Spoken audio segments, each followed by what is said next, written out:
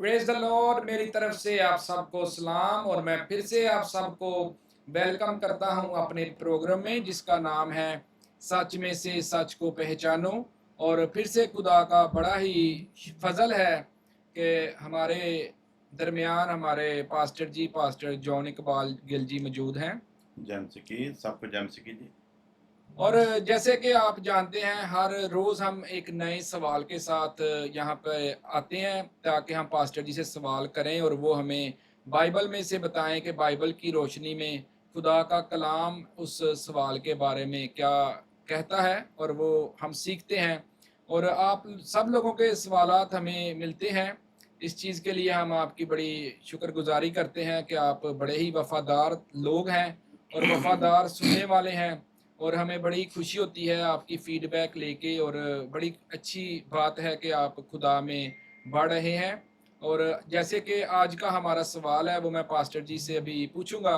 और ये पास्टर जी जो सवाल मैं आपसे पूछने जा रहा हूँ ये आज के ज़माने में बड़ा मशहूर सवाल है। हर किसी के दिल में है, बेशक वो पूछे या ना पूछे, लेकिन हर कोई जानना ज़रूर चाहता है कि इसमें खुदा का कलाम क्या फरमाता है। तो सवाल ये है कि क्या चर्च में या किसी भी सूरत में जहाँ पे इबादत हो रही हो, क्या नाचना खुदा के कलाम के मुताबिक सही है या गलत है? क्या हम नाच सकते हैं या नहीं नाच सकते? तो जिस सूरत में भी सही है या नहीं सही है, हम चाहेंगे कि आप हमें तफ़सील में बताएँ। टाइम की आपको कोई पाबंदी नहीं है, आप जितना मर्ज़ी अपना टाइम लें और हम चाहते हैं कि हम इसको कवर करें।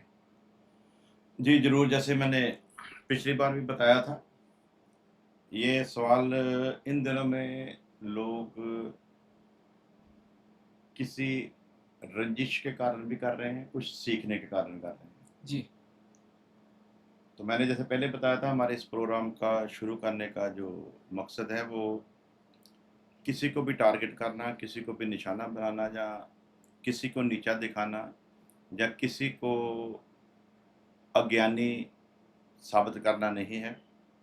ये साबित करना नहीं कि सामने वाले को बाइबल का ज्ञान नहीं या बाइबल की समझ नहीं है। सो लोग इन दिनों में मेरे पास भी यही सवाल मेरे ख्याल से कम 100 लोगों ने भेजा है, कम से कम मेरे व्हाट्सएप पर। जी, और साथ में उन्होंने वीडियो के क्लिप भी भेजे हैं कि ये देखो जी, खुदा का एक दास ये सब कुछ कह रहा है, ये मिसालें दे रहा है, और वो नृत्य को जायज ठहरा रहा है, डांस को वाजिब ठहरा रहा है। तो आपका इसके विषय में क्या विचार है, या आप इस विषय में क्या बोलना चाहते चाहते हैं। हैं? जिन्होंने ये सवाल मेरे पास भेजे हैं ना, वो इस चीज़ की मुखालफत में हैं, इस चीज़ के खिलाफ हैं कि हम लोग नहीं नाच सकते। जी, इसलिए वो चाहते हैं कि ये लोगों तक बात पहुँचे कि असल में हकीकत क्या है। और जिन्होंने ये बातें मुझ तक पहुँचाई हैं, उनके पास भी काफ़ी वेरवे हैं कि ये ठीक है या नहीं है। लेकिन मैंने जैसे पिछली बार बताया था, ये कुछ लोग जानबूझकर भी हमारे इस एपिसोड में ये सवाल करते हैं। लेकिन इसके विषय में मैं बता दूं कि सवाल किसी को नीचा दिखाने के लिए ना करें। हाँ, वचन सीखना हर एक का हक है, और जो सच्चाई है वो प्रकट होनी चाहिए। सो जब हम भी जवाब देते हैं तो कोई भी सामने वाला सुनने वाला ये सोच कर के शायद हम उसे निशाना बनाकर या किसी को नीचा दिखाने के लिए कर रहे हैं, ऐसी कोई भी बात नहीं है। जैसे जिन्होंने नृत्य को, डांस को वाजिब ठहराया है, उन्होंने बाइबल में से रेफरेंस देकर ही इन बातों को वाजिब ठहराने की कोशिश एक की है। अच्छी कोशिश की है। जी, जी, अब हमारे पास भी वही बाइबल है। यदि कोई दूसरा प्रचार करता है तो खुदा ने हमें भी प्रचार करने के लिए बुलाया है। यदि कोई दूसरा दावा करता है कि मुझे खुदा ने सेवा दी है, तो हमें भी वो सारा हक है कि हम भी ये दावा करें कि हमें भी खुदा ने सेवा दी है। दी है। यदि कोई ये दावा करे कि दुनिया में लोग मुझे जानते हैं, तो ये दावा हम भी पूरे फ़ख्र के साथ कर सकते हैं कि दुनिया भर में जहाँ कोई हिंदी, पंजाबी, उर्दू जानने वाले लोग हैं, वो सब लोग हमें भी जानते जानते हैं। हैं। हाँ, हमारे पास थोड़ा इंग्लिश का प्रोग्राम इतना ज़्यादा नहीं है। अगर हम इंग्लिश में भी अगर शुरू कर दें, तो फिर दूसरे लोग भी हमें जानेंगे। क्योंकि आजकल जो सोशल मीडिया एक ऐसा ज़रिया है, जिसके द्वारा आप अपनी बात को दुनिया तक पहुँचा सकते हैं, बड़े आराम से पहुँचा सकते हैं। सुना तो हमने ये एपिसोड दुनिया में मशहूर होने के लिए या किसी को नीचा दिखाने के लिए शुरू किया है, बल्कि खुदा ने जो भी यंत्र-तंत्र दुनिया में दिए हैं, इंसान को अक्ल दी कि वो बनाए, हम उनको खुदा की ही महिमा के लिए और खुदा के नाम को फैलाने के लिए ही इस्तेमाल कर रहे हैं। बिल्कुल। मैं फिर कहूँगा हमारा ये विषय को लेना या ये सवाल का जवाब देना, ये मकसद नहीं है कि हम किसी को नीचा दिखाने के लिए, हाँ, किसी की सोच पर हमारा पैरा नहीं। किसी ने क्या सोचना है, उसे हम बदल नहीं सकते। बिल्कुल ऐसे। लेकिन हाँ, अगर किसी ने इस पर कुछ अपनी राय पेश की है, जो भी, क्योंकि मैं भी ये कहूँगा कि आत्मा की प्रेरणा से ही मैं ये बात रख रहा हूँ। जिसने वो सारे रेफ़रेंस रखे हैं, वो भी यही कहेगा कि मैं आत्मा की प्रेरणा से ही ये सब कुछ बता रहा हूँ। अब सुनने वाले 2 किस्म के लोग पाए जाएँगे। एक वो हैं जो उन्हें सुनना पसंद करते हैं, जिन्होंने डांस को वाजिब ठहराया है। उनके लिए वो जो कुछ भी कह देंगे, उनके लिए वही सत्य है। बिल्कुल ऐसे। आज हम अगर ये साबित भी कर दें कि नृत्य ठीक नहीं है, डांस ठीक नहीं है, तो भी ये इस बात को, इस विषय को वो लोग कभी कबूल नहीं करेंगे, जिन्होंने उनको सुना है। जी। इसलिए हमारा ये विषय लेकर लोगों के सामने आना ये भी नहीं है कि हमारा ये मैसेज उनके लिए है, जिन्होंने पहले सुन लिया है कि डांस ठीक है, क्योंकि वो हमें कबूल नहीं करेंगे। वो हमारी बात को कभी नहीं मानेंगे। उनके लिए तो वही सत्य है जो वो बोल देंगे। ऐसे। इसलिए हमारा इस विषय को लोगों के सामने रखने का मकसद उन लोगों के लिए है, जो लोग वास्तव में जानना चाहते हैं कि ये ठीक है कि गलत है। और उन लोगों के लिए है, जिन्होंने अभी डांस शुरू किया नहीं है। हुँ, हुँ। वो लोग हकीकत को समझ जाएँ कि डांस करना चाहिए, या कि नहीं करना डांस चाहिए। करना नहीं चाहिए। ऐसे।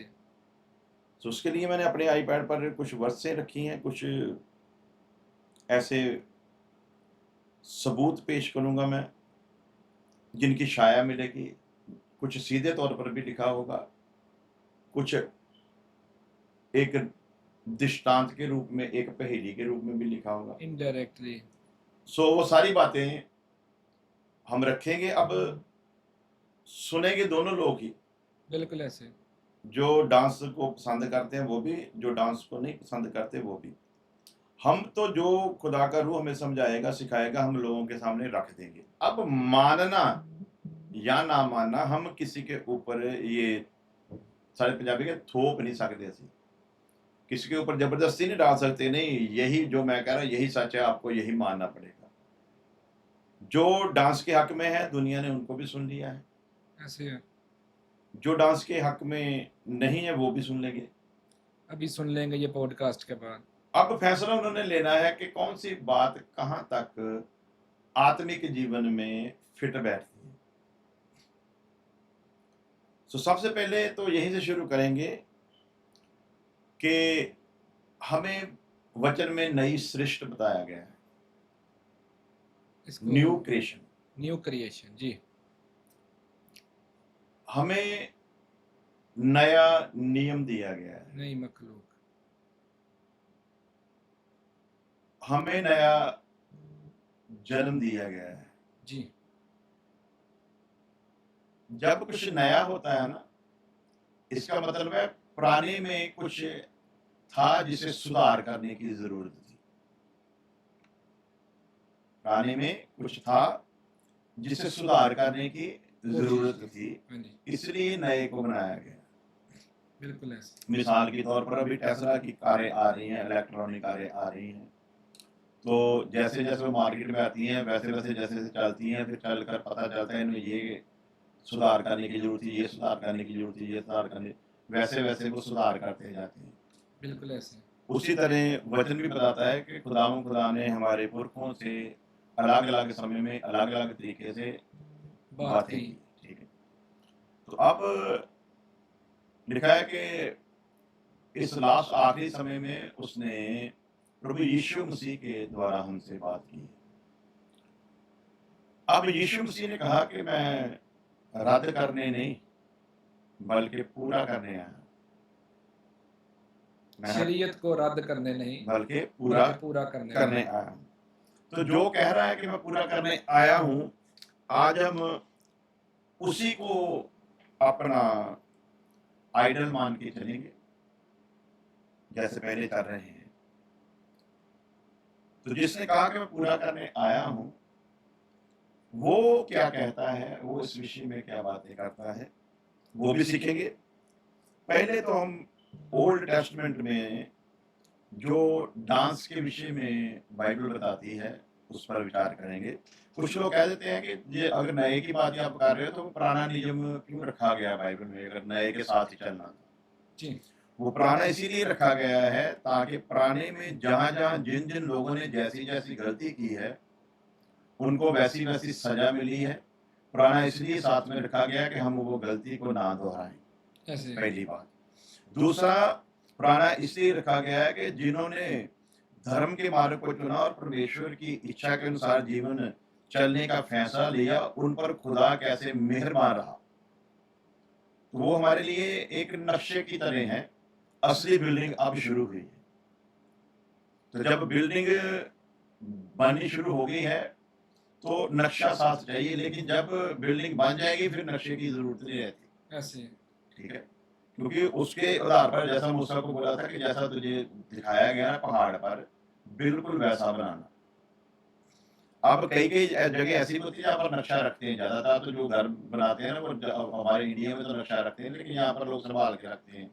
कभी किसी चीज की मोहम्मद करनी हो, कुछ भी, हर चीज का नक्शा बना के पहले नक्शा बनाते हैं फिर असली चीज बनाते हैं। उसी तरह पुराना नियम जो है वो नक्शा है, असली अब शुरू हुई है। शुरू हुई। पुराने से तो सबक ही लेना है, सीख नए में पूरा करना है। ठीक बिल्कुल है, ऐसे। तो अब बाइबल में लिखा है सबसे पहले निर्गमन कूच की किताब, बाइबल की मूसा के द्वारा लिखी हुई दूसरी किताब, उसका 15 अध्याय उसकी 20 आयत में ऐसा लिखा है, और हारून की बहन मिरियम नबिया ने डफ लिया और सब स्त्रियां डफ लेकर नाचने लगी। मरियम ने डफ लिया, और उसके साथ बाकी भी जो स्त्रियां थी वो सारी औरतें नाचने सारी लगी। औरतें क्या करने लगी, नाचने डफ लगी। लेकर नाचने लगी। एक बात तो क्लियर होगी कि नाचना लिखा गया है बाइबल में, बेशक ओल्ड टेस्टमेंट में। बिल्कुल। दूसरा रेफरेंस हम देखते हैं, दूसरा सैमुअल, सेकंड सैमुअल 6 अध्याय उसकी 14 आयत। और दाऊद यहोवा के सामने बलपूर्वक नाच रहा था। दाऊद यहोवा यहोवा के के सामने सामने नाच रहा था। बलपूर्वक नाच रहा था, और दाऊद का शरीर एक सूती एफोद से ढका हुआ था। तीसरा, भजन संहिता जबूर उसका 149 और उसकी 3 आयत में ऐसा लिखा है, वह उसके नाम का गुणगान नृत्य में करे। वह उसके नाम का गुणगान कैसे करे, नाचकर, नृत्य में, डांस में करे, जी, डफ और बीना बजाकर उसकी स्तुति करे। भजन संहिता 150:4 में भी लिखा है, उसकी स्तुति डफ और नृत्य के साथ करो, वीणा और बांसुरी की दवनी से उसकी स्तुति करो। करो। आगे यिर्मयाह 31:13 में हम पढ़ते हैं, तब कुमारियां नृत्य में आनंद करेंगी और जवान और बूढ़े भी संग संग आनंदित होंगे। न्यायों की किताब, उसका 11 अध्याय, उसकी 34 आयत। जब यहूदा अपने घर लौटा तो उसकी बेटी डफ बजाकर और नाचती हुई बाहर आई। सो ये यूथा है, यानी कि जिसको जिफ्ता भी बोला जाता है। तो उसकी बेटी जब वो युद्ध जीत कर आया तो उसकी बेटी डफ बजाती नाचती हुई बाहर आई। वेलकम करने के लिए। और फिर लिखा है लूका 15:25 में, उसका बड़ा बेटा खेत में था, घर के पास आकर गाने और नाच की आवाज सुनी। गौण दी आवाज ते सुन। नचण दी आवाज सुनी। सो कुछ आयतें नाच को असहमत या भोग विलास से जोड़ती हैं, उदाहरण जिहड़ियां गलत है। जब मूसा ने बछड़े के सामने नाचते इसराइलियों को देखा, ये मूर्ति पूजा और पाप का संकेत था। मूसा ने देखा कि बछड़ा और नाच कर रहे हैं, तब उसका क्रोध भड़क उठा। सो इतनी आयतें जो ओल्ड टेस्टमेंट में बताती हैं कि वो लोग नाचे थे। अब कुछ लोगों को परेशानी होगी किस बात को लेकर कि मैं जो शुरू से लेकर आज तक नाचने की विरोधता कर रहा हूं, आज मैं नाचने के पक्ष में कैसे बात कर रहा हूं। कुछ लोग इस चीज से बड़े व्याकुल होंगे, कुछ लोगों को ऐसा भी लगेगा कि जिसको निशाना बनाकर लोगों ने सवाल किया, शायद उसे खुश करने के लिए इकबाल गिल ये बात कर रहा है। लेकिन ये खुदा गवाह है, अगर ऐसी बात मेरे मन में हो तो खुदा मुझे सजा दे, आमीन। यहां तक कि मुझसे सेवकाई ही छीन ले। अगर किसी मनुष्य को खुश करने के लिए या उससे रिश्ता बनाए रखने के लिए अगर मैं कुछ बोलूं तो खुदा मुझसे सेवकाई वापस ले। क्योंकि जब से ये सवाल मेरे पास आया, तकरीबन मंडे से लोग भेज रहे हैं। आपने तो अभी किया ना, लोग मंडे से भेज रहे हैं। जी। तो आज तकरीबन तकरीबन मान लें कि पिछले सॉरी आज पिछले आज कौन मंडे सा से दिन ये है? वाले मंडे से? नहीं नहीं, पिछले मंडे से नहीं, मेरे आज ख्याल से ट्यूसडे है। यानी कि 5-6 दिन तो हो गए हैं मेरे ख्याल से, फिर- जैसे जब जब तक मेरे पास वीडियो आ रही है। सही सही। 5-6 दिन से वीडियो आ रही है। अब बात आ जाती है कि इकबाल गिल वो वर्षे रख रहा है जिनमें नाचना लिखा है।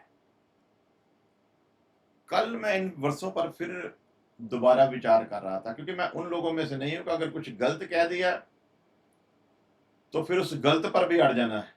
फिर गलत को सही साबित करने में लग जाना। अगर कहीं कुछ ऐसी रेफरेंस मिले जो कुछ बातों को किसी हद तक कुछ क्लियर करते हो, जो उसके साथ सहमत होते हो, तो जहां मैं उम्र भर ये विरोध किया है कि नाचना नहीं चाहिए, वहां कुछ बातें ऐसी हैं जो सोचने के लिए मजबूर करती हैं कि फिर इनका क्या मकसद हो सकता है। जैसे मैंने अभी कहा कि पुराना नक्शा है, जी। तो नक्शे में ये सारी बातें सामने आई हैं। अब यहां पर दो बातें मैं पहले क्लियर कर दूं, ना मैं नाचने के हक में ये विषय लेकर बैठा हूं, ना मैं नाचने के विरोध में। जो जो हमारे सामने आएगा, जैसे उस पर मैं दोबारा विचार कर रहा हूं, वैसे ही सुनने वाले भी उस पर दोबारा विचार करें। करें बिल्कुल। लेकिन जब इसके एंड को देखेंगे, कमेंट करने में जल्दी ना करें। जो भी अब यदि मैं कहूंगा कि नृत्य ठीक है, तो एकदम से उनको गुस्सा आएगा, नीचे वो कमेंट करने शुरू करेंगे। तो उनसे मेरी बेनती है, लास्ट तक सुनकर फिर कमेंट करना, जी। क्योंकि इसको बहुत घुमाया जाएगा। फिर अंत में इसका निचोड़ होगा कि सही है कि सही नहीं है। अब जो जो वर्षें हमने पढ़ी हैं, ये जितनी भी, इसमें एक बात तो पक्की है। सबसे पहले तो ये जान लें, आदि में शब्द था, शब्द परमेश्वर के साथ था, शब्द ही परमेश्वर था। सो यीशु मसीह ही परमेश्वर है, इसमें कोई शक शक नहीं है। नहीं है। वही जो ओल्ड टेस्टमेंट में यहोवा के नाम से उनके साथ साथ चलता था, वही हमारे पास यीशु के नाम में आया है। तो ये बात तो पक्की है कि यीशु मसीह ही खुदा है, इसमें कोई दो राय नहीं है। अब खुदा के बारे में लिखा कि खुदा बदलता नहीं। खुदा बदलता बदलता नहीं है। सो अब ऐसा नहीं हो सकता कि यहोवा के रूप में वो और यीशु के रूप में कुछ और बनकर पेश हो, वो बदलता नहीं है। हमारी समझ में ना आए कुछ बातें तो वो अलग बात है, लेकिन खुदा बदलता नहीं खुदा है। बदलता नहीं है। अब हमने सबसे पहला रेफरेंस पढ़ा है मूसा की बहन के बारे में, मरियम।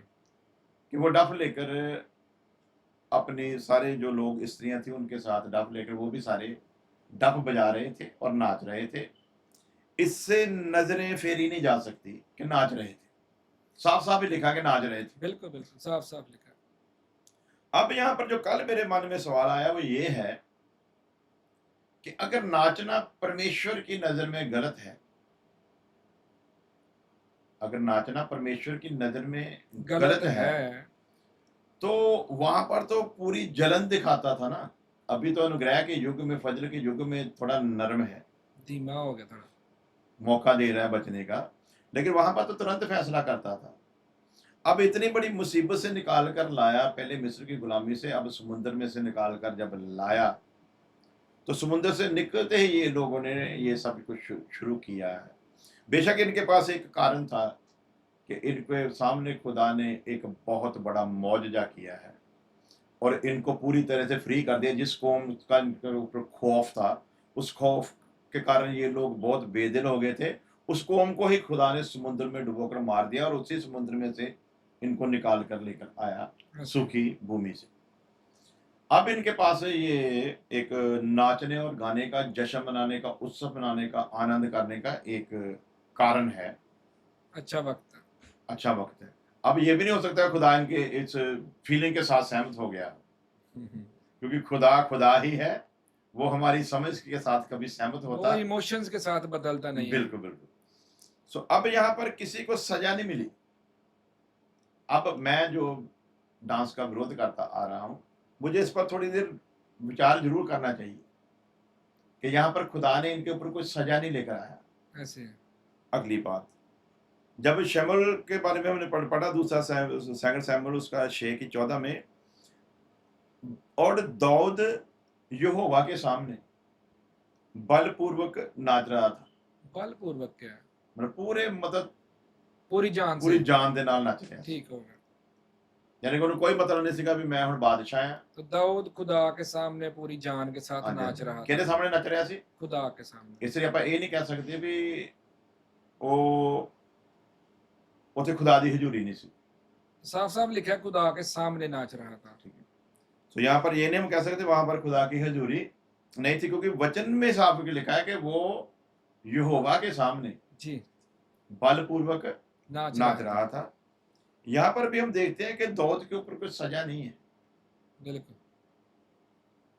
खुदा ने कुछ ऐसा वहां पर फरमान जारी नहीं किया कि कोई दाऊद ऐलान तेरे नहीं को हुआ। शर्म आनी चाहिए थी, तू ऐसा क्यों क्यों नाच रहा नाचा? है। हाँ जी बिल्कुल। जब मरियम को नहीं कहा कि तुम्हें शर्म आनी चाहिए थी, इतने बड़ी मुसीबत से मैं तुम लोगों को निकाल कर लाया हूँ, इसलिए कि तुम यहाँ पर आकर अभी डांस करो। ऐसे है। दोनों जगह पर उत्सव है, एक बात को ध्यान में रखना है। वहां पर भी उत्सव है, एक तरह का आनंद करने का एक मौका है। क्यों? क्योंकि बहुत बड़ी मुसीबत से खुदा ने उस समय उनको आजाद किया, इसलिए मरियम स्त्रियों के संग नाच रही है। अब दूसरी बात है, दाऊद के समय में दाऊद के पास भी एक आनंद की वजह है, क्योंकि नेम का संदूक, अहद का संदूक जो था वो दुश्मनों के खेमे से लाया गया था। वापस से वो समझते हैं कि हमारा खुदा के साथ जो रिश्ता बिगड़ा था ना, वो दोबारा रिश्ता सुधर जुड़ गया है। आनंद का विषय है, इसलिए नाच रहा है। जी। अपने आनंद को नाच कर अपनी जाहिर खुशी कर को रहा है। जाहिर कर रहा है। तो यहाँ पर भी देखते हैं कि आनंद का विषय है, दाऊद नाच रहा है, परमेश्वर ने मना नहीं किया। अब आते हैं जबूर 149 उसकी 3 आयत में, वह उसके नाम का गुणगान नृत्य में करें, डफ और बीना बजाकर उसकी स्तुति करें। अब यहाँ पर भी साफ लिखा है परमेश्वर का नाम का गुणगान जो है, उसकी जो महिमा है, उसका कैसे करें? नृत्य करके, डांस करके, डफ और बीना बजाकर उसकी स्तुति करें। नाच के और बीन बजा के। हाँ जी। तो यहाँ पर भी हम लोग देखते हैं कि साफ करके लिखा है, नृत्य के ऊपर बात की गई है और कहा गया है कि वो ऐसे खुदा का गुणगान करें। एक 150 में भी लिखा, उसकी स्तुति डाप और नृत्य के साथ करो, बीना और बांसुरी के ध्वनि से उसकी स्तुति करो। यहाँ पर भी नृत्य शब्द आ गया। खुशी के अवसर पर कैसे नृत्य करते हैं? तब कुमारियां नृत्य में आनंद करेंगी और जवान बूढ़े भी संग संग आनंदित होंगे। खैर ये भविष्यवाणी तो इसराइल के साथ ही संबंधित है, लेकिन आनंद का विषय है, तो आनंद में डांस करेंगे। और न्यायों 11:34 में भी लिखा है, जब जिफ्ता घर लौटा तो उसकी बेटी डफ बजाकर और नाचती हुई बाहर आई। यहाँ पर भी आनंद उत्सव का है कि एक जीत हुई है। जीत हुई है, बिल्कुल। ठीक है। तो नए नियम में नृत्य की बात कहाँ पर आती है? लूका की अंजील 15 अध्याय उसकी 25 आयत, उसका बड़ा बेटा खेत में था, घर के पास आकर उसने गाने और नाच की आवाज सुनी, बिल्कुल। ठीक है। अब यहाँ पर भी क्या है, एक बेटा अपना हिस्सा लेकर चला गया था, अब खुदा उसे वापस लेकर आया है। कैसे आया है? आया तो वो पश्चाताप करके, लेकिन खुदा की योजना के तहत ही वो आया है। तो यहाँ पर कभी कभी हम लोग ना बीच में से कोई एक आयत वगैरह उठा लेते हैं, तो उसी को लेकर हम लोग आगे बढ़ जाते हैं, लेकिन उसके ऊपर सारा हम लोग जो है ना जब ध्यान करेंगे तो उसकी बात खुलकर फिर हमारे सामने आती है। देखते हैं 29 आयत में लिखा है, उसने पिता को उत्तर दिया कि देख, मैं इतने वर्ष से तेरी सेवा कर रहा हूं और कभी भी तेरी आज्ञा नहीं टाली, तो भी तूने मुझे कभी एक बकरी का बच्चा भी न दिया कि मैं अपने मित्रों के साथ आनंद करता। परंतु जब तेरा वह पुत्र जिसने तेरी सारी संपत्ति वेश्याओं में उड़ा दी आया, तो उसके लिए तूने पड़ा हुआ बछड़ा कटवाया है। उसने उससे कहा, पुत्र तू सर्वदा मेरे साथ है और जो कुछ मेरा है वह सब तेरा ही है। बिल्कुल। परंतु अब आनंद करना और मगन होना चाहिए, क्योंकि वह तेरा भाई मर गया था, फिर जी गया है, खो गया था, अब मिल गया है। यहाँ पर एक चर्चा है दोनों बाप बेटे में, उस बेटे में जो बाप के साथ ही है, जो बाप के साथ वफादार रहा। तो उस बेटे के लिए कोई डांस उस कभी नहीं प्रोग्राम किया। हाँ जी, हाँ, बिल्कुल। उसको तकलीफ है कि मैं आपका वफादार रहा हूँ सारी उम्र। तो क्या समझे हम लोग, अब हम लोग डांस करें तो वो फिर सिद्ध क्या करती है बात कि हम लोग अपने बाप के साथ वफादारी से नहीं रह रहे। ये बहुत सोचने वाली बात है। वो वफादारी से रहता था ना, जो वफादार था उसके लिए कभी कोई नाच गाना नहीं हुआ, नहीं हुआ, और जो वफादार नहीं नहीं था था, और उसके लिए वापस हुआ। आया है उसके लिए हुआ है। अब वो भी जब वफादारी में रहेगा तब जरूरत नहीं है, तब फिर नाच गाना नहीं होगा। ये बहुत सोचने वाली बात है। हाँ जी। सो कभी कभी हम वही बात को उठाते हैं जो हमारे मतलब की है जी, लेकिन सारे पहलुओं पर विचार करना जरूर। साफ साफ लिखा बेटे ने मेरे लिए नहीं किया, कभी डांस डूंस का प्रोग्राम नहीं किया, कभी ऐसा बछड़ा कुचड़ा बकरी लेला भी नहीं काटा कभी, हाँ जी। अब तूने ये सब कुछ किया है। तो अब उत्सव किसके लिए है? जो वापसी के लिए आता है। अब इसके ऊपर कोई विवाद करना हो या फिर भी बात को की गहराई को नहीं समझना, तो वो कह सकता है हर संडे कोई ना कोई बेटा वापस आता है। ये भी ठीक है, कोई कह सकता है, बिल्कुल कह सकता है। हर संडे कोई ना कोई बेटी वापस आती है, तो सब लोग उसके लिए ये आनंद करते हैं। तो अब ये तो उनका ज़मीर ही जानता है कि वजह क्या है, क्योंकि खुदा दिलों और गुर्दों को जांचने वाला खुदा है। बिल्कुल। सो बरीकी को समझना है कि जब हमने नहीं माना तब तो हमारे पास बहुत सारे ऐसे पहलू होते हैं, लेकिन जब किसी चीज को समझना है फिर उसकी बरीकी में उतरना पड़ता है। जैसे हम कहते हैं कि बाइबल में नहीं लिखा कि आपने क्रिसमस डे मनाना है, ठीक है, तो वो कहते हैं ये भी तो नहीं लिखा कि नहीं मनाना है।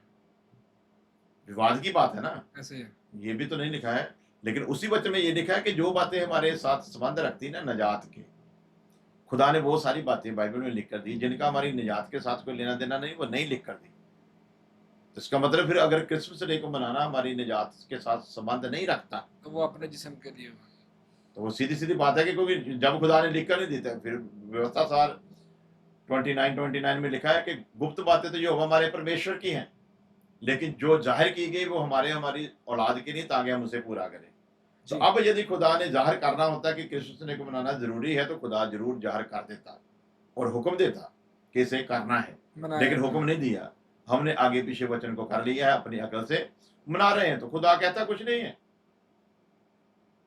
कहेगा कुछ नहीं है। हम सोचते शायद कोई आग उग उतरा है, तभी हम लोग मानेंगे कि नहीं, ये इसको मंजूर नहीं है। आज़ाद मर्जी दी हुई, छोड़ा हुआ, जो मर्जी कर ले, कोई बात नहीं। मैं एक-एक बात का हिसाब जो है ना वो करूँगा। हिसाब का जब सो हमारा वक़्त विषय आएगा। वो नहीं है। सो जी, आते हैं इसी आयत के ऊपर। अब हमने देख रहे हैं नृत्य हो रहा है।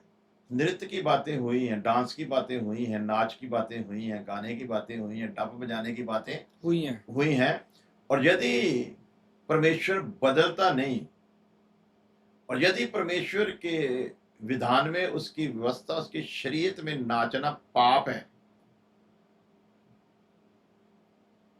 तो परमेश्वर इस पाप को कभी भी नहीं बर्दाश्त कर सकता था, चाहे वो नया हो, चाहे पुराना नियम हो। ऐसे। यदि पाप था, अब यदि मैं उठकर ये कहूं कि नाचना पाप है, तो मैं गलत ठहरूंगा वचन के लिहाज से। क्योंकि जिस बात को ओल्ड टेस्टमेंट में परमेश्वर ने पाप नहीं ठहराया, उसको मैं न्यू टेस्टमेंट की तालीम के मुताबिक उसे पाप नहीं ठहरा सकता। हाँ, उसकी गंभीरता पर विचार किया जा, उसकी गहराई के ऊपर विचार किया जा सोचा जा सकता है, सकता है, क्योंकि बिल्कुल। नए जन्म का सारा बंदोबस्त अलग है। उस पर यदि मैं बात जब करूंगा ना, फिर ये नाच गाना खत्म हो जाएगा। यहां तक बराबर है बात, परमेश्वर बदलता नहीं है। अगर नहीं बदलता, उसकी आदत नहीं बदलती, अगर उसकी आदत में नाच गाना जो था, अगर वो गुनाह था, तो फिर ओल्ड टेस्टमेंट में खुदा ने उस गुनाह को करने वालों को सजा क्यों नहीं दी? क्योंकि तब तो वो उसी वक्त देता था। देता था, जी। नदाब अबीहू धूपदानी में धूप लेकर गए, मार दिए। उन्होंने नेम के संदूक को रोकने की कोशिश की, मार दिए गए। तो जब खुदा ये सब कुछ करता आया है, तो फिर यहाँ पर भी ये सब कुछ करता था, लेकिन नहीं किया। इसका मतलब ओल्ड टेस्टमेंट के यहोवा को ये बात बुरी नहीं लगी, ऐसे। नाचने दिया। लेकिन आगे जब हम इस पर विचार करेंगे, फिर बातें खुलेंगी, क्योंकि इन्हीं बातों के आधार पर नहीं हम नाच सकते। वो एक पहलू है बस। वो एक पहलू है समझने के लिए, लेकिन जो नए जन्म का बंदा है, उससे उससे सारी बारीकियों को समझना है। ऐसे। यहां तक अगर कोई डिबेट करेगा, हारेगा। क्योंकि नृत्य अगर पाप है, तो खुदा ने फिर उनको सजा क्यों नहीं दी? अगर नहीं दी तो फिर ठीक है। हाँ जी। बिल्कुल। झूठ बोलना पाप है, पाप है। चोरी करना पाप है, बिल्कुल पाप है। गुमराह करना पाप है, पाप है। लालच करना पाप है, जी, दौलत की चाहत रखना पाप है, बिल्कुल। ऊंचा ओहदा प्राप्त करना पाप है, ऊंचे मुकामों पर जाना पाप है। जो भी ऐसी इच्छाएं रखता है, जो शरीर की इच्छाएं रखता है, वो पाप करता है। वचन में लिखा है ना, पाप ही है ठीक, कि नहीं पाप है? है। हाँ जी, पाप है जी, पाप है। पाप है ना। झूठ बोलेंगे पाप है ना। पाप है। दशमांश के नाम पर लोगों को लूट रहे, पाप है ना। बिल्कुल, दशमांश की बारीकी का भी नहीं पता है, और फिर भी दशमांश ले रहे हैं, पाप है ना। पाप है। हाँ जी। जी, लेकिन फिर भी किए जा रहे हैं ना। किए जा रहे हैं। तो क्या आग आई हमको नष्ट करने के लिए? अभी तक नहीं आई। तो फिर अगर दूसरे बंदे ने डिबेट करनी है, तो वो ये भी कहेगा कि जैसे अभी तक खुदा हमको हर दिन, हम कितना झूठ, कितना फरेब, कितनी चुगली, कितनी निंदा करते हैं, तो ये भी तो पाप है ना। तो खुदा को पसंद नहीं है, तो फिर सजा तो हमारे ऊपर भी आ जानी चाहिए। ऐसे। लेकिन हम फिर भी जिंदा है। झूठ बोलने वाला शारीरिक तौर पर, जिस्मानी तौर पर तो जारी तरक्की कर रहा है। ऐसे। सच बोलने वाले को ठोकरें मिलती हैं, झूठ बोलने वाला तो ऊपर उठता है। ऐसे। ठीक है ना। तो अब आते हैं अगली बात पर, जो नए जन्म की तलीम है। यहां पर तक तो ये सब कुछ ठीक नजर आ रहा है। अब इसके आगे हम बढ़ेंगे। पहली बात तो यह है कि जो खुदा के संग है, जो खुदा की हजूरी में है, उसे ये सब करने की जरूरत नहीं नहीं है। है। एक बात तो समझ में आ गई। अब आते हैं इसके दूसरे पहलू की तरफ बढ़ते हैं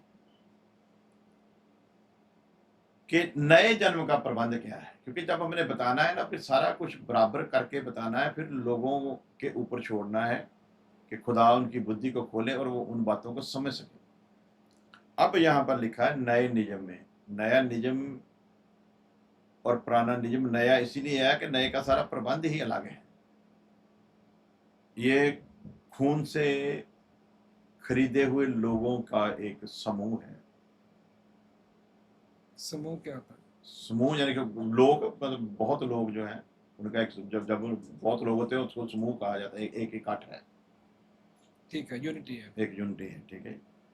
एकता के तो नहीं, लेकिन वो एक समूह है, मतलब एक संगठन है, एक भीड़ है, कुछ भी कह लो इसको, यानी कि मेरे को अभी प्रॉपर नहीं मिल रहा, लेकिन समझने वाले समझ जाएंगे। जी जी।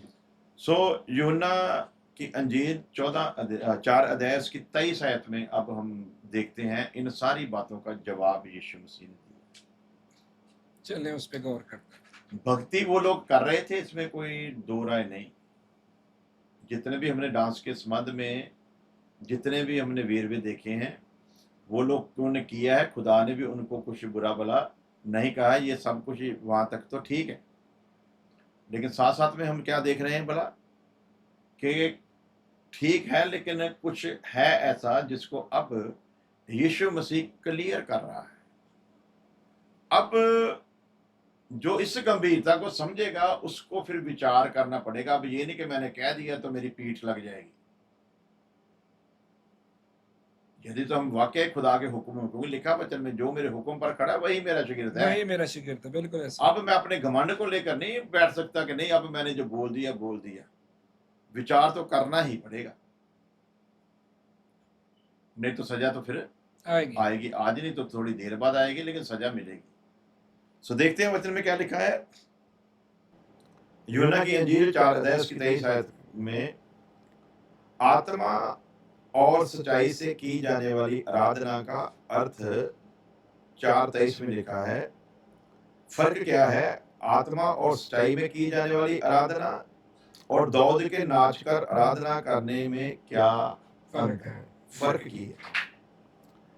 आओ इन्हें तो हम फिर देखते हैं, विचार करते हैं। यूहन्ना 4:23 में साफ करके यीशु मसीह ने उस सामरी औरत से बात करते हुए कहा। कुछ लोग कहते हैं कि पहाड़ पर की जाएगी, कुछ लोग कहते हैं कि नहीं यरूशलेम में की जाएगी। इस आयत को हम पूरा पढ़ ही लेते हैं ताकि पब्लिक को समझ आए, जैसे हमने बाकी आयतों को पढ़ा है जी। सो 4 की 23, यूहन्ना की अंजील 4 अध्याय उसकी 23 आयत। परंतु वह समा आता है, एक समा आने वाला है, और अवश्य है कि उसके भजन करने वाले, भजन तो पहले भी करते थे, लेकिन अब यीशु मसीह क्या कह रहा है, जरूरी है कि उसका भजन करने वाले आत्मा और सच्चाई से भजन करेंगे। रूह और सच्चाई से। यहां पर जो बात समझने वाली वो बात यह है कि वह समय आता है बल्कि अभी से है। यानी कि अभी से का मतलब अब मैं बता रहा हूं तो अभी से ही है। जो भी आगे आएंगे उनको इस बात को समझना होगा। जिन्होंने नए जन्म की राह चलना है उनको इन बातों को बराबर समझना होगा कि असली इबादत जो आत्मा और सच्चाई से होनी है। यीशु मसीह ने कहा मैं जाता हूं और तुम्हारे लिए पवित्र आत्मा भेजूंगा, अर्थात सच्चाई का आत्मा। अब आत्मा और सच्चाई से एक इबादत शुरू होने वाली है। बिल्कुल। वो इबादत जो आत्मा और सच्चाई से शुरू होगी वो शरीर में की गई इबादत के साथ उसका तालमेल नहीं होगा, वो अलग नजर आएगी। पहले जितने भी भक्ति की है वो अलग नजर आएगी। अब आत्मा और सच्चाई में जो शुरू होने वाली, यदि तो आत्मा और सच्चाई में शुरू होने वाली भी वही है, तो फिर नया शुरू करने का क्या? तो फिर ये कहने की क्या जरूरत है कि वो समय आता है बल्कि अभी से है। इसका मतलब जैसे लिखा है कि खुदा ने अलग अलग समय में अलग अलग तरीके से हमारे पुरखों के साथ बातचीत की, अंत समय में यीशु मसीह के द्वारा। अब यीशु मसीह के द्वारा जो बात उसने की है उसको हमें समझना है, क्योंकि वचन में लिखा है ईमान के कर्ता और पूरा करने वाले यीशु मसीह की तरफ तकते रहो। देखते रहो। ठीक है, अब हमने दौद की तरफ नहीं देखना है। अंत समय में किसके द्वारा बात की? यीशु मसीह के द्वारा, अपने प्रिय पुत्र के द्वारा। अब अंत समय में जो यीशु मसीह के द्वारा बात की है ना, उसे हमें समझना है। बिल्कुल। अब अंत समय में बातें की है, तो अंत समय में बातें की गई तो वचन के द्वारा पवित्र आत्मा की प्रेरणा से लिखने वाला संत पौलुस इब्रानियों के खत 12 की 2 में लिखता है, ईमान के कर्ता जो तुम्हारे ईमान को बनाता है, पूरा करता है, उसकी तरफ देखना है। उन्होंने ये नहीं कहा कि आपने दाऊद की तरफ देखना, आपने यूहन्ना की तरफ देखना, आपने एलीजा मरियम की की तरफ तरफ देखना, आपने देखना मिरियम है, की तरफ देखना है, किसी आपने की तरफ नहीं किसी देखना, किसकी तरफ देखना है? सिर्फ यीशु मसीह की तरफ ईमान के देखना। कर्ता और पूरा करने वाले यीशु मसीह की तरफ देखना है। इन अंतिम समय में कुछ नया करने जा रहा है खुदा। अब वो नया जब करने जा रहा है, इसका मतलब पुराना अधूरा है। पुरानी भक्ति अधूरी थी, पुराना अंदाज अधूरा था। अब यीशु मसीह कह रहा है, उसके सच्चे आराधक, उसके सच्चे भगत आत्मा से और सच्चाई से उसकी इबादत करेंगे, इबादत बिल्कुल। करेंगे। अब यहाँ पर आ गई है बात, पहलू असली बात जो है कि आत्मा से करेंगे और सच्चाई से करेंगे। इसका मतलब दाऊद के समय में की जाने वाली आराधना इस आराधना से अलग है। मिरियम के समय में की जाने वाली आराधना इस आराधना से हटके। अलग है, बिल्कुल। अब हम कह देंगे कि यीशु मसीह ने ही तो खुद कहा ना उड़ाऊ पुत्र के बारे में, जब वो आया तो वो लोग आनंद कर रहे थे और नाच रहे थे। बिल्कुल यीशु मसीह ने कहा है। किन के साथ बात कर रहा है यीशु मसीह? अभी नया जन्म नहीं हुआ, अभी नए जन्म की कलीसिया नई शुरू हुई है। अभी बीज धरती पर है, जब तक मरेगा नहीं तब तक पैदा करेगा नहीं। पैदा नहीं करेंगे। तो यहाँ पर हम लोगों ने ये समझना है कि प्रभु यीशु मसीह के कहने का पीछे का जो मंतव्य है वो क्या है। तो उस बात को हमें गहराई से और गंभीरता से समझने की ज़रूरत है। तो समझते हैं कि यीशु मसीह कह रहा है कि आत्मा से और सच्चाई से। और उड़ाऊ पुत्र की बात भी यीशु मसीह कर रहा है। लेकिन किन के साथ बातचीत हो रही है? इसराइलियों के साथ बातचीत हो रही है। यीशु मसीह की जिस्म में जो सेवा थी वो इसराइल में ही थी, ऐसे ही है। और उसने कह भी दिया था, मैं इसराइल की खोई हुई भेड़ों को बचाने के लिए, ढूंढने आया हूँ। ढूंढने और बचाने के लिए आया हूँ। बेशक तरस करके उसने कई लोगों को फिर भी चंगा कर दिया था, जी, क्योंकि खुदा था, पक्षपात नहीं कर सकता, किसी के ईमान के द्वारा उसको काम करना ही है। बिल्कुल। लेकिन असली बात जो है वो हम ये समझते हैं कि यीशु मसीह की सारी सेवा कहाँ थी? इसराइल में ही थी। इसराइलियों में। 12 शागिर्दों को कहाँ भेजा? इसराइल में ही भेजा। लेकिन जब यीशु मसीह सब कुछ काम तमाम कर चुका, फिर जब हम मैथ्यू चैप्टर 28 को पढ़ते हैं, उसकी आखिरी आयतों को पढ़ते हैं, फिर उसने कहा अब सारी सृष्टि में जाओ, जाओ कौमों को शागिर्द बनाओ। फिर अब तब कौमों को आप- शागिर्द बनाओ। अब जी, कौमों को जो शागिर्द बनाना है, उनको ये आत्मा और सच्चाई की आराधना का विषय समझाना है। जी, अब पतरस जेल से छूट कर आ गया, आनंद का विषय है। खुशी की बात है जी। तो बल्ले बल्ले हुई। नहीं हुई। संत पौलुस जेल में है, साथ में उसका साथी भी है, मारपीट कर अंदर कर दिया है। अंदर जाकर उन्होंने फिर आराधना शुरू की। उस वक्त हम मान सकते हैं जख्मों से वो पीड़ित थे, इसलिए नाच नहीं रहे होंगे। लेकिन वहाँ पर उन्होंने जो आराधना की, उसने जेल को हिला डाला। इतनी जबरदस्त किस्म की। इतनी तो वहाँ पर कोई नहीं लिखा कि नाच हुआ। जी, अब वो छूट कर भी आ गए हैं, फिर खुशी की बात है। फिर आनंद का उत्सव है। आज़ादी मिली उनको। हाँ जी। लेकिन प्रेरितों के काम से लेकर जहाँ पर नया जन्म होता है 2 अध्याय में, रसूलों वहाँ के से, अमाल हाँ जी लेकर। बिल्कुल, रसूलों की किताब एक्ट्स, उसके 2 अध्याय से जब हम इस विषय को समझते हैं तो हमारे सामने एक बात आती है कि कहीं भी किसी भी रसूल ने या किसी भी औरत ने ऐसे डांस करके कोई भी आराधना खुशी नहीं नहीं की। मनाई। जी, इसमें बहुत सारी वजह है कि नए जन्म की कलीसिया को क्यों हम कहते हैं कि नाचना गाना ठीक नहीं है। कई कारण हैं। नंबर 1, दाऊद के समय में, मरियम के समय में यीशु मसीह ने कीमत नहीं दी थी। जी, अगर उनके समय में कीमत दी गई होती ना, दाऊद आज के समय में होता, तो दाऊद इस कुर्बानी की गंभीरता को समझता। समझता और कभी भी ना नाचता। आगे आ जाते। सबसे जो बाइबल में सबसे जो आनंद का एक विषय है ना, सबसे आनंद का विषय, जिससे बड़ा आनंद हो ही नहीं सकता, वो विषय है यीशु मसीह का कब्र में से जी उठना। ऐसे है। सबसे आनंद का विषय। लाल समुद्र पार होना कोई आनंद का विषय नहीं है इतना। यीशु मसीह का जी उठना सबसे बड़ी बात यीशु है। मसीह का कहे के अनुसार कब्र में से तीसरे दिन जी उठना, ये सबसे बड़ी आनंद की बात है। लेकिन वहां पे भी कोई अब डांस नहीं। फरिश्ता खबर दे रहा है, जिसे तुम मुर्दों में औरतों को खबर भाग दे रहे रहा हो, ढूंढ रहे हो, वो जी उठा है। अब तो वहां पर ऐसा आनंद, ऐसा उत्सव होना चाहिए था जैसा कभी हुआ ही नहीं। हाँ जी। ते होया जी। नहीं जी, औरतां कोई ढोल वाले ने बुलान नहीं लगाइयां कि ढोल ले आओ यही नचना है। हाँ जी। अब तो उनको 100% डफ मंगवाने चाहिए थे, ढोल बजवाने चाहिए थे, नाचते गाते हुए जहां पर उसने कहा कि वो मिलेगा वहां पर उनको पहुंचना चाहिए था।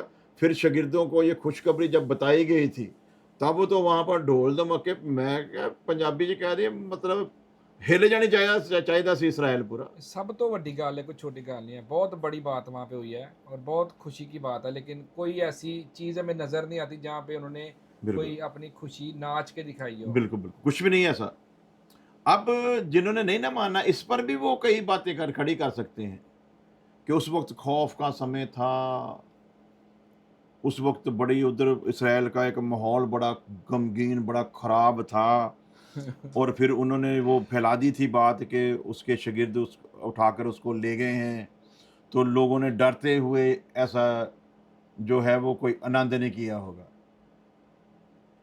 जब यीशु मसीह जी उठा है, अब खौफ की कोई बात रह ही नहीं गई। रहने की बिल्कुल ऐसे है। पहले तो किसी के मन में भ्रम हो सकता है कि जैसा लिखतों में लिखा है कि वो राजे की तरह आएगा, सारे इसराइल को समझ नहीं आई, तो इन कुछ लोगों को आ भी गई है, लेकिन फिर भी अब जब वो जी उठा है ना, तो क्लियर हो गया है वही है। तो अब तो आनंद होना चाहिए था, बिल्कुल होना चाहिए था। लेकिन हुआ हुआ नहीं है। हुआ नहीं है। दूसरा आनंद, जब यीशु मसीह आकाश पर उठाया गया, तो फरिश्तों ने फिर गवाही दी कि जिसे आकाश पर जाते हुए देखा है, बादलों पर उसे वैसे ही आते हुए भी देखोगे। ये भी एक आनंद का विषय है। जी। वहां पर भी उनको ये खुशखबरी फरिश्ते ने बताई है, एक बड़ी तो उम्मीद की अब गई है। उनको और उत्साहित हो जाना चाहिए था, लेकिन वहां पर भी ऐसा हुआ नहीं हुआ। ऐसा हुआ नहीं है। तो इसका सीधा सीधा मतलब क्या है कि बात आनंद की नहीं है कि उड़ाऊ पुत्र आया तो आनंद किया गया है। आनंद जो है, आत्मिक लोगों का आनंद और तरह का है। जी। आत्मिक लोगों का, रूहानी लोगों का आनंद और तरह का है, जिस्मानी लोगों का और तरह का। उड़ाऊ पुत्र आया है, वो सारी बातें जो है ना, उनका दृष्टांत तो परमेश्वर के साथ और पापी मनुष्य के साथ बताकर समझाने की कोशिश की गई है, लेकिन वो जो घटना है वो वास्तव में एक शारीरिक घटना के रूप में है। भेद आत्मिक है, लेकिन उदाहरण शारीरिक है कि शारीरिक लोग ऐसा सारा कुछ करते हैं। ऐसे। अब आत्मा से जन्म जब हुआ, तब हम लोग आत्मिक ठहराए गए हैं। आत्मा में जन्म होने से पहले सब लोग शारीरिक ही थे। वहां पर लिखा इब्रानियों के खत में कि वो सारा आराधना का सामान भी शारीरिक ही था, लेकिन असली आराधना का सामान तो अब शुरू हुआ है। अब तुम हो परमेश्वर का मंदिर। बात ही खत्म कर दी। अब मंदिर तुम परमेश्वर का मंदिर हो। मंदिर हो और परमेश्वर का आत्मा तुम में रहता है। अब आए, मिलाप का तंबू बना, जब कहे अनुसार पूरा मुकम्मल कर दिया, तो लिखा जलाल से वो तंबू भर गया। ऐसे ही है। परमेश्वर के जलाल से तंबू भर गया। अब हम पवित्र आत्मा से भरे हुए हैं। तो जो तंबू परमेश्वर के जलाल से भर गया, अति पवित्र स्थान जो था वो महिमा में है। क्या कोई जन ये सबूत दे सकता है कि किसी ने उस अति पवित्र स्थान के अंदर जाकर नाचने की जरूरत की हो? किसी ने पवित्र स्थान में नाचने की जरूरत की हो? बिल्कुल नहीं। किसी ने बाहरी आंगन में नाचने की जरूरत की हो? नाचना कहां तक था? बाहर तक। लेकिन जब उसके आंगन में प्रवेश कर गए हो तब नहीं नाच सकते। मतलब हमने जितनी भी मिसालें देखी हैं, किसी भी मिसाल में कोई चर्च में नहीं डांस नो, कर रहा। संगी जो जो है ना, संगीन एक ये बात है, समझना पड़ेगा इसको, गहराई, सॉरी संगीन है, गहराई की बात है कि आंगन के बाहर तक कोई कुछ करे, डफ बजाते हुए आए, खुशी से आए अपनी भेंट को चढ़ाने के लिए। जैसे ही उस चारदीवारी, जैसे ही उस बाहर की जो दीवार बनाई हुई है, जो टेंट लगाया हुआ, जैसे ही उसके अंदर पांव रखेंगे, खत्म। वहां पर नहीं। तो अब आते हैं कि दाऊद परमेश्वर के सामने नाच रहा था, यानी कि संदूक जो नेम का था ना, उसके सामने नाच रहा था, तो उसको परमेश्वर की हजूरी का ही बताते हैं, तो इसीलिए लिखा गया है कि वो उसके सामने नाच रहा था। सामने नाचने में और ठहराई हुई जगह में नाचने में फर्क है। अब जब नेम के संदूक को जहां वो था वहां पर रखने के लिए लेकर गए हैं, तो वहां पर रखकर डांस नहीं हुआ। तो आज क्या सिस्टम बन गया है कि हमें तो नाचना है, बहाना चाहिए बस। बहाना चाहिए। तो यदि हम अब ओल्ड टेस्टमेंट की वो सारी आयतों को लेकर अगर एक फैसला ले भी लें कि चलो नाचना ओल्ड टेस्टमेंट की तरीम के मुताबिक गुनाह भी नहीं है, अगर उन सारी बातों को ले भी लें, तो हम क्यों मना करते हैं? जी। हम मना इसलिए करते हैं, नंबर एक, ये जो उसने कहा कि एक आत्मा और सच्चाई की आराधना शुरू हो रही है जो पहले की आराधना के बिल्कुल विपरीत है। जी। अगर वो पहले की ठीक होती तो फिर नए की जरूरत, नहीं थी। वो पुराने को हटाता है और नए को कायम करता है। तो अब नए में फिर ऐसा कुछ नहीं है। नए का मतलब नए जन्म में, नया जन्म का मतलब प्रेरितों के काम 2 अध्याय में, अंजीलों में नया जन्म नहीं है। तो अब यीशु मसीह के वो उड़ाऊ पुत्र के विषय में भी की गई जो बात है ना, वो भी नए जन्म के अंदर नहीं है, नए जन्म से पहले की है। ऐसे है। लेकिन एक आराधना शुरू होनी है कब? अब एक और आनंद का उत्सव है। जैसे मैंने बोला कि यीशु मसीह जी उठा, इससे बड़ा तो आनंद हो ही नहीं सकता। बिल्कुल बिल्कुल। अब एक और आनंद का उत्सव है जब उसने कहा कि यरूशलेम में ठहरे रहना जब तक ऊपर से शक्ति न पाओ। जिस दिन पाक उतरा है पेंतीकोस्ट के दिन, इससे उत्सव का दिन और कौन सा हो सकता जो जिसको यीशु मसीह ने कहा कि मैं मददगार भेजूंगा, तो उनके लिए आज मददगार आया है। तो ये तो बहुत ही है? खुशी की इससे तो बात बड़ा उत्सव हो ही सकता। है। तो आज तो जश्न होना चाहिए था। आज तो जश्न होना चाहिए था। तो फिर नाचे ना रसूल, नहीं नाचे। कोई वो हमें 120 लोग नाचने नजर शुरू नहीं हो गए आया। ना। हाँ नहीं। जी, ये लिखा है कि वो गैर ज़ुबानों में बात करने लगे, लेकिन ये नहीं लिखा कि वो वहाँ पे 120 लोग नाचना शुरू हो गए। कुछ भी नहीं है। अब 3000 लोगों ने तौबा कर ली है, ये भी खुशी की बात है। ये भी खुशी की बात है, लेकिन कोई डांस नहीं है। सो समझना है, गंभीरता को समझना है कि ये मिलाप के तंबू के अंदर कोई डांस नहीं है।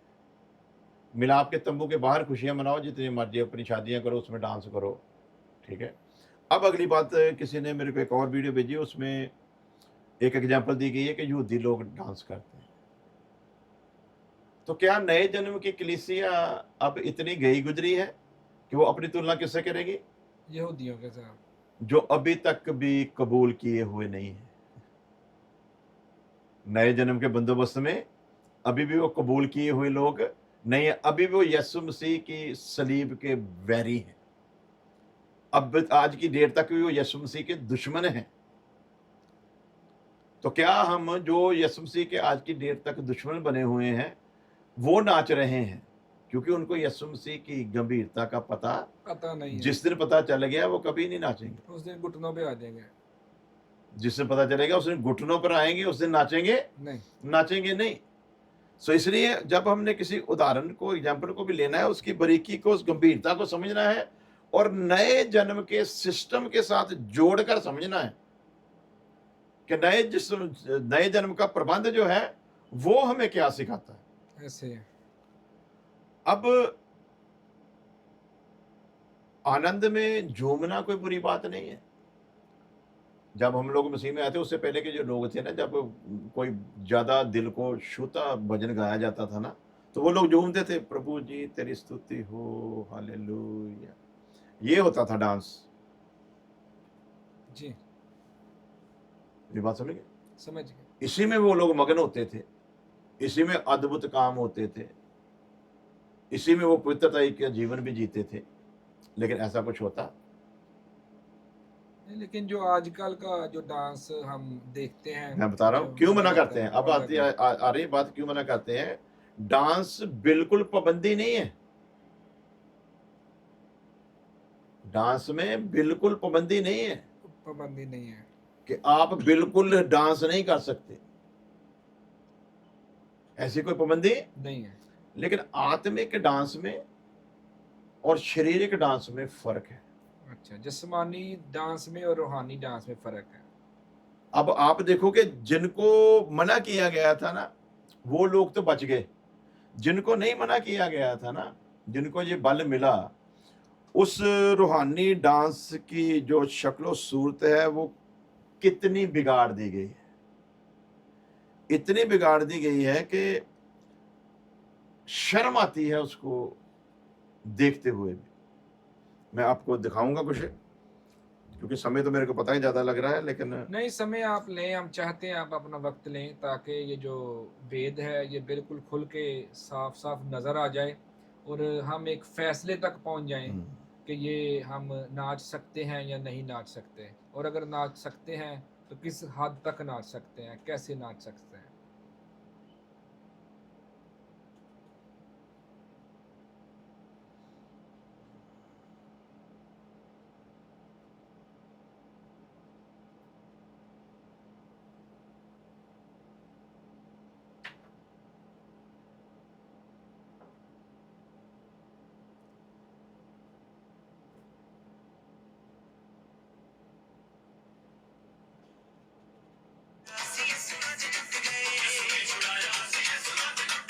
अगर देखता है तो देखो ही तारे बराबर आ रहा है।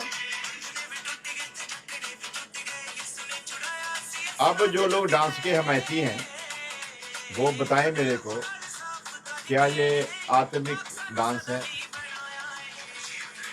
यानी कि बेहयाई की सारी हदें पार की हुई हैं। वो आवाज़ कम कर दे, शायद आवाज़ ना आए। लेकिन जो लोग ऐसे हैं वो इन पर भी, इनको भी सही ठहराने के लिए, जिनको डांस करने की बीमारी लगी है ना, वो इसको भी ठीक ठहराने के लिए ना कुछ ऐसी बातें कर देते हैं। वो नया होगा जी, उसको अपने जज्बातों पर कंट्रोल करना मुश्किल हो गया था, ये हो गया था, वो हो गया था। यार आत्मा में अगर वो मगन है तो इतना बदतमीज कैसे हो सकता है? यदि आत्मा में वो नाच रहा है तो इतनी बेहयाई तक कैसे पहुंच सकता है? और पाकरू का और मकसद अभी ये है। एक वीडियो वायरल हुई है, अभी टाइम नहीं निकाल निकाल के दिखाने का। वो पास्टर आगे स्टेज पर है, नीचे फर्श पर ही है, आगे लड़कियां, जवान जवान लड़कियां हैं, वो दिखा रहा है ऐसे स्टेप करो, ये करो, मतलब पूरा बेहयाई की हदें पार की हुई हैं। कोरियोग्राफी हो रही है हाँ पूरी। जी। अब स्टेज पर जागो भी हो रही है, अब स्टेज पर पंजाबी कल्चर को भी पेश किया जा रहा है, अब वहां पर चरखे लेकर बहनें बैठी हैं। ये कौन सा आत्मिक डांस है? अभी नई नई चीजें ले आए लोग। आत्मिक डांस में तो जो मगन हो जाए वो सिर्फ झूम सकता है। वो तो अपनी होश में नहीं रहते। शारीरिक डांस में अगर आपने अगर डांस को जायज भी ठहराना है ना, तो आत्मिक और शारीरिक डांस में तो बहुत फर्क है। ठीक है, अब देखते हैं ना के सामने स्त्री का सवाल था कि आराधना का सही स्थान कहाँ है। यरूशलेम या वो पर्वत? यहूदी और सामरी इस स्थान को लेकर झगड़ते थे। यीशु ने कहा कि अब समय आ गया है, आराधना किसी स्थान तक सीमित नहीं रहेगी, बल्कि मन और आत्मा की स्थिति में। पॉइंट लिखे हुए हैं, आत्मा और सच्चाई से आराधना का अर्थ हमारी आंतरिक मनुष्य सतह से, यानी कि अंदरूनी तौर ਦੇ ਉੱਤੇ ਹੈ ਇਸ ਡਾਂਸ ਦਾ ਜਿਹੜਾ ਆਤਮਿਕ ਡਾਂਸ, ਆਤਮਿਕ ਆਰਾਧਨਾ ਜਿਹੜੀ ਨਾ, ਉਹਦਾ ਆਂਤਰਿਕ ਤੌਰ ਤੇ, ਅੰਦਰੂਨੀ ਇਨਰ ਤੌਰ ਦੇ ਉੱਤੇ ਉਹਦਾ ਮਕਸਦ ਆ। ਉਸ ਤੋਂ ਬਾਅਦ ਹੈਗਾ ਆ ਵੀ ਇੱਕ ਅੰਦਰ ਦੀ ਸਥਿਤੀ ਨੂੰ ਹੀ ਪ੍ਰਗਟ ਕਰਦਾ ਆ, ਜਿਹੜੀ ਦਿਲ ਦੀ ਅਨੁਭਵ, ਉਹਦੇ ਜਿਹੜੇ ਵਿਚਾਰ ਆ ਉਹਨਾਂ ਨੂੰ ਪ੍ਰਗਟ ਕਰਦੀ ਹੈ, ਜਿਹੜੀ ਆਤਮਾ ਦੀ ਆਰਾਧਨਾ। ਆਤਮਾ में पवित्र आत्मा की अगुवाई और समर्थ से है।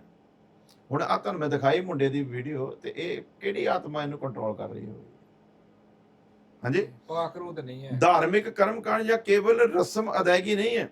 रोमियो 8:16 में लिखा है, आत्मा आप ही हमारी आत्मा के साथ गवाही देता है कि हम परमेश्वर की संतान हैं। आत्मा तो सच्चाई नाल आराधना करने वालियां दे लिए की है, आत्मा ही आप गवाही दिंदा है कि ਅਸੀਂ ਕੀ ਹੈ परमेश्वर की औलाद हैं।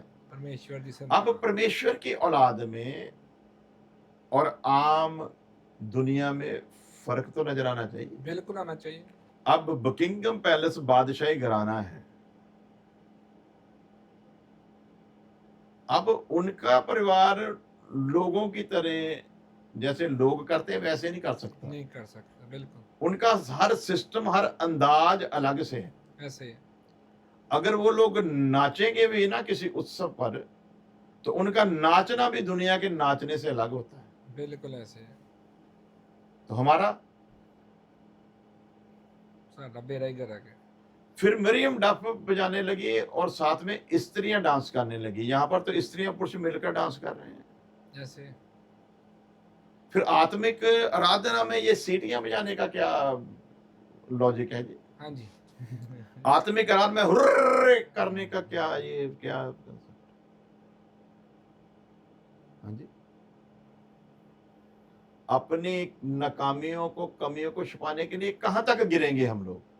और छुपाने के लिए कई वर्सेस जोड़ के हम उसका मरोड़ जरोड़ करके तो उसको हाँ जी, गलत पेश करते हैं। सच्चाई से जो आराधना है परमेश्वर के वचन की सच्चाई के अनुसार, कपट या पखंड के बिना, वास्तविकता और सच्ची निष्ठा में होनी चाहिए। भजन संहिता 51:6 में लिखा है, देख तू मन की सच्चाई चाहता है। मानने की सच्चाई। क्या चाहता है? मन की सच्चाई चाहता है। सच्चाई से आराधना का मतलब ना कोई दिखावा, ना कोई झूठा भाव, बल्कि परमेश्वर की सच्चाई को जानकर उसमें जीकर उसकी स्तुति करना है। पखंड नहीं उसमें कुछ भी चलेगा। दाऊद का जो नृत्य है, आराधना और आत्मा सच्चाई की आराधना में अंतर है। दाऊद की आराधना, जब वाचा का संदूक यरूशलेम में लाया गया, दाऊद ने शुद्ध हृदय और आनंद से प्रभु के सामने नृत्य किया। शुद्ध हृदय, वह शारीरिक अभिव्यक्ति थी, खुशी, प्रशंसा, आदर। ये आत्मा से प्रेरित उल्लास भी था, परंतु मुख्य रूप से शारीरिक और बाहरी स्वरूप में व्यक्त हुआ। लेकिन हुण अंदरों होना है, बिल्कुल वो बाहरी सीगा, हुण किथों होना? आत्मा और सच्चाई की आराधना ये किसी विशेष शारीरिक क्रिया से नहीं बंधी हुई। नृत्य, गीत, मौन, प्रार्थना कोई भी रूप हो सकता है। इसका मूल अंतर जो है आत्मा की गहराई और सत्य में टिके हुए संबंध को पेश करता है। सो जो आत्मा पाया हुआ बंदा है वो अलग नजर आएगा हजारों लोगों में खड़ा हुआ। उसका कोई भी जो सिस्टम है वो दुनिया के तौर तरीके के साथ नहीं है। मेल खा ही नहीं सकता है। बिल्कुल तो ऐसे। इसलिए लास्ट पॉइंट बोलते हैं, खत्म करते हैं।